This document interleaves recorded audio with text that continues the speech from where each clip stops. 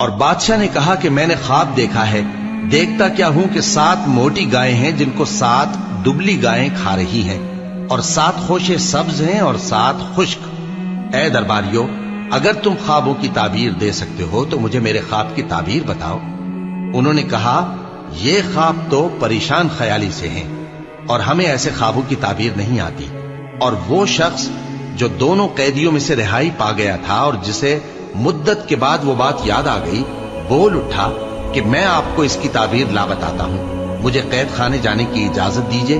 غرض وہ یوسف کے پاس آیا اور کہنے لگا، یوسف، اے بڑے سچے یوسف، ہمیں اس خواب کی تعبیر بتائیے کہ 7 موٹی گایوں کو 7 دبلی گائیں کھا رہی ہیں، اور 7 خوشے سبز ہیں اور 7 سوکھے، تاکہ میں لوگوں کے پاس واپس جا کر تعبیر بتاؤں۔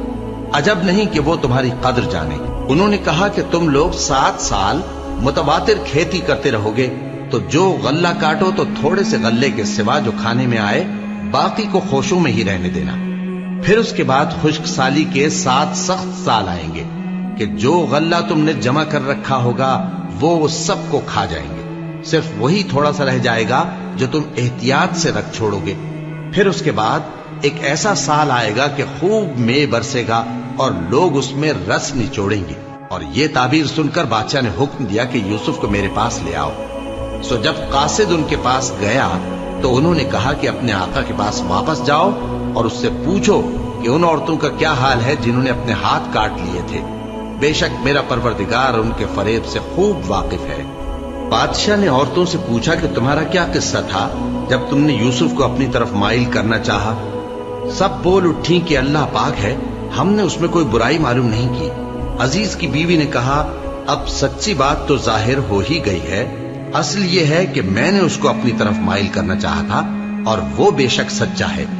یوسف نے کہا کہ میں نے یہ بات اس لیے پوچھی ہے کہ عزیز کو یقین ہو جائے کہ میں نے اس کی پیٹھ پیچھے اس کی امانت میں خیانت نہیں کی، اور اللہ خیانت کرنے والوں کی چال کو چلنے نہیں دیتا۔ اور میں اپنے آپ کو پاک صاف نہیں کہتا، کیونکہ نفس امارہ انسان کو برائی ہی سکھاتا رہتا ہے، مگر یہ کہ میرا پروردگار رحم فرمائے، بے شک میرا پروردگار بخشنے والا ہے، مہربان ہے۔ اور بادشاہ نے حکم دیا کہ اسے میرے پاس لاؤ، میں اسے اپنا مصاحب خاص بناؤں گا۔ پھر جب ان سے گفتگو کی تو کہا کہ آج سے تم ہمارے ہاں صاحب منزلت ہو اور صاحب اعتبار ہو۔ یوسف نے کہا، مجھے زرعی پیداوار پر مقرر کر دیجئے، کیونکہ میں حفاظت بھی کر سکتا ہوں اور اس کام سے واقف بھی ہوں۔ اس طرح ہم نے یوسف کو ملک مصر میں جگہ دی اور وہ اس ملک میں جہاں چاہتے تھے رہتے تھے۔ ہم اپنی رحمت جس پر چاہتے ہیں کرتے ہیں اور نیکوکاروں کے اجر کو ضائع نہیں کرتے، اور جو لوگ ایمان لائے اور ڈرتے رہے ان کے لیے آخرت کا اجر بہت بہتر ہے۔ اور یوسف کے بھائی کنعان سے مصر میں غلہ خریدنے کے لیے آئے تو یوسف کے پاس گئے، تو یوسف نے ان کو پہچان لیا اور وہ ان کو نہ پہچان سکے۔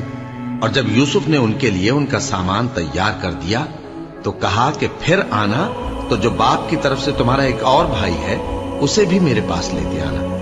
کیا تم نہیں دیکھتے کہ میں ناپ بھی پوری دیتا ہوں اور مہمانداری بھی خوب کرتا ہوں؟ اب اگر تم اسے میرے پاس نہ لاؤ گے تو نہ تمہیں میرے ہاں سے غلہ ملے گا اور نہ تم میرے پاس ہی آ سکو گے۔ انہوں نے کہا کہ ہم اس کے بارے میں اس کے والد کو پھسلائیں گے اور ہم یہ کام کر کے رہیں گے۔ اور یوسف نے اپنے خدام سے کہا کہ ان کا سرمایہ یعنی غلے کی قیمت ان کے سامان میں رکھ دو۔